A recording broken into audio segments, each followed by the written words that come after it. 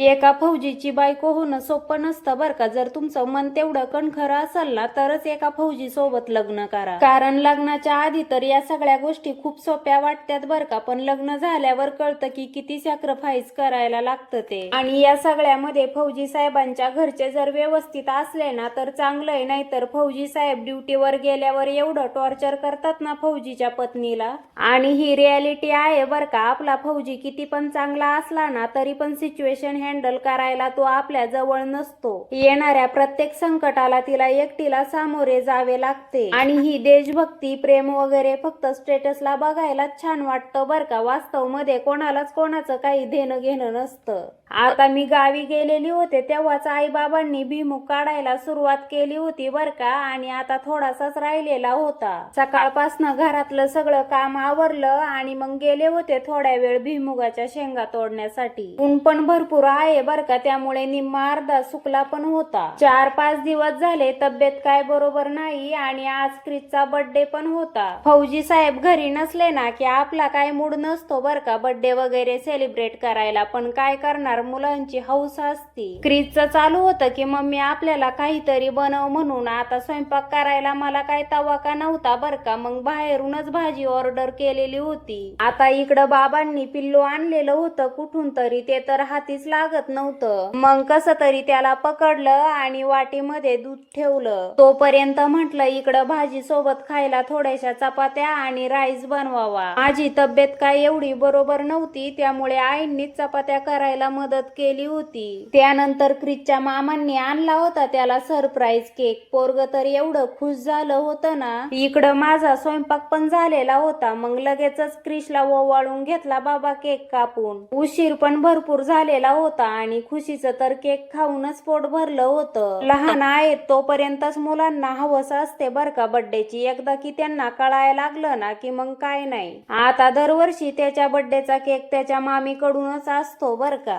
तर आजच्यासाठी एवढंच होतं. पुन्हा भेटूया आपण उद्याच्या ब्लॉग मध्ये. तोपर्यंत बाय बाय. हो, आणि आपले असेच नवनवीन व्हिडिओ बघण्यासाठी प्रोफाईलला फॉलो करून जावा.